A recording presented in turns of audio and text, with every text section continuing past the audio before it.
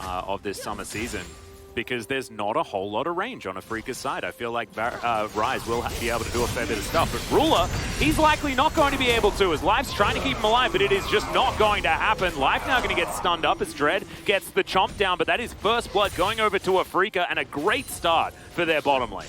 Really nicely done. Only downside is the kill goes to Lehens, but you'll take that any time. You'll be able to deny Ruler some CS.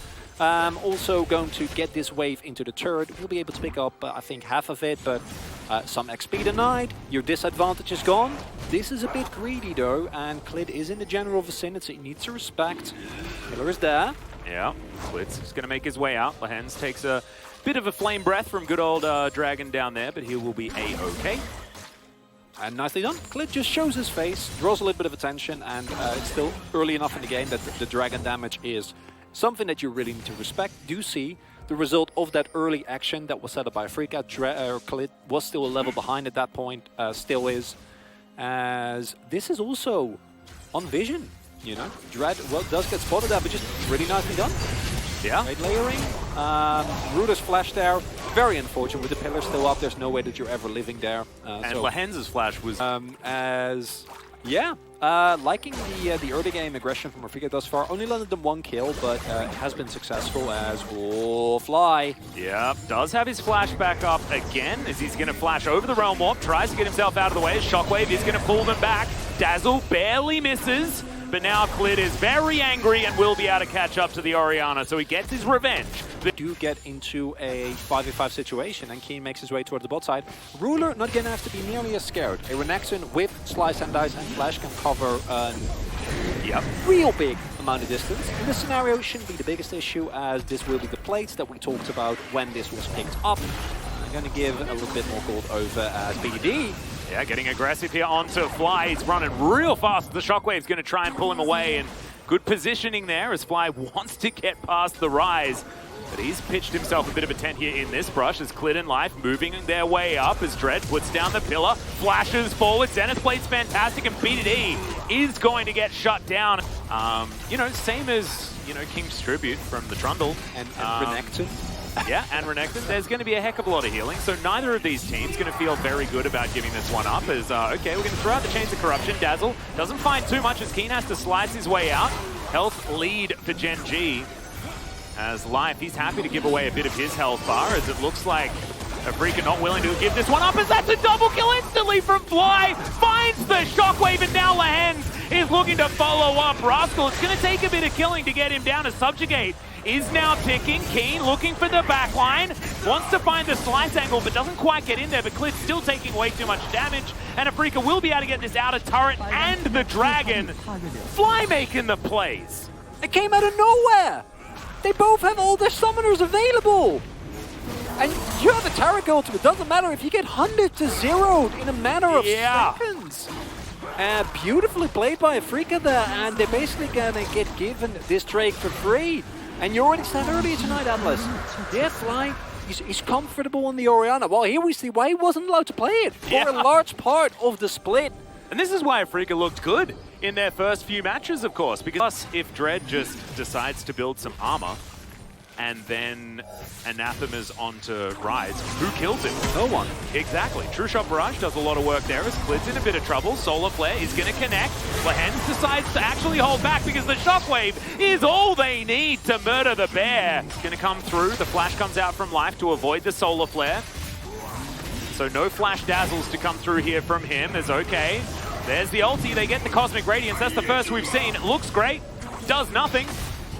Gen G are continuing to try and kite back, but Afrika don't care. I think it was cancelled with the pillar. Oh god. That's insane, they tried to go in. I was saying it jokingly, they tried to go in for the big play, and it didn't work. The pillar cancelled it! Because BDD tried to Realm Warp! Yes! And I missed it! I'm a bit of a numpty. Thankfully, we have Chronically here to save me. It would have worked! No, and now Rascal, he's getting chunked out. It's going to be hard for him to stick around as Keen is just clearing out vision. Yeah, that was their plan. That was their plan. And it didn't work. Now, the Ocean Soul is going to go over to Afrika, and Gen G looks like they have no response. They were trying to go towards this Baron, but Keen, he spots it. He knows exactly what's going on. 50-50, baby. Yeah. And And that is going to be the Ocean Soul now completed. This is the Hail Mary from Gen G. They want to be able to get at least this Baron as a trade. Clid's down extraordinarily low though, and it looks like they are looking for a turn, but this is Ocean Soul. Look at Keen, he's in half health now. Let's just take stock of where his health bar is going to be in a couple of seconds' time. Spoiler, it's going to be full. Oh my god, I can't believe it didn't work. Oh, it was like a plan of mad genius. Yeah, it would have worked. Could have worked, I guess. I guess we have to say could have, because Shockwave works pretty well when everyone just realm warps on top of you. That might have bought them time so that the Cosmic Radiance didn't do enough. Yeah, maybe. I guess. I think the lack of damage and the fact that you need to hold it and there's a set period, like it's obviously it's very high risk, high reward, but it could have worked. However, with the realm warp interrupted, it just doesn't. Yeah. And now you get Ocean Soul.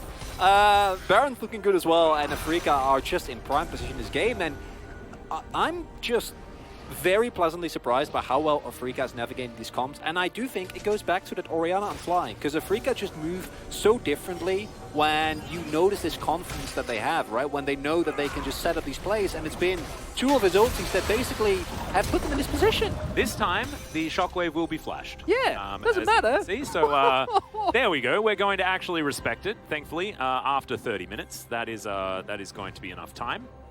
So Rascal does get himself out of the way. He's got a Thornmail as well as his Anathemas.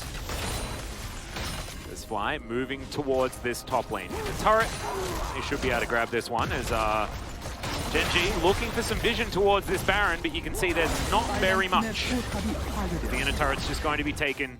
Not a whole lot that they can do about it. BDD has secured the inner on the bottom side, so at least they're getting a bit of gold there, but Afrika still have their outer turret in mid lane. That's how much control they've had. As Afrika, you know, there's only one plan that Gen G has to win, and it's flip it at Elder with exactly the same strategy that you saw earlier. That's the plan, which I don't know if we'll get to, because they might just pick up the Baron. Do still need to respect. There is still a considerable amount of damage, and while we've been joking, and yes, the soul is really big, Gen G in terms of items is not that far behind, right? So like a really big ultimate coming through, a couple of bounces from BDD or a great Cosmic Radiance can still threaten them. So I do want to see Afrika stay vigilant, but if not, if they just play it slow, they should be in prime position to take this game without too much difficulty. Yeah, and look, I mean, Ruler's trying to poke, but the Ocean Soul just ruins it so effectively. Oh no, like look, Leo's already getting so much of his health back. BDD off to the side, trying to get some poke in there as Dread. King's Tribute plus Ocean Soul means that this is just... Yep, the poke is mitigated just so much. Pillar plus Shockwave does need to be respected as well, as Fly does have that one available. And it looks like Gen G playing towards the bottom side of the map, but there's nothing really to play for down there, as Afrika have inside track towards the Baron Pit if they'd like to get there. Okay, Solar Flare going to connect onto Ruler. He cleanses immediately, as he needs to.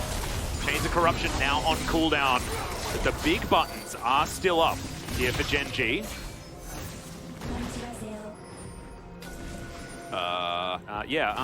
Afrika have, yeah, they're on the correct side of this particular situation.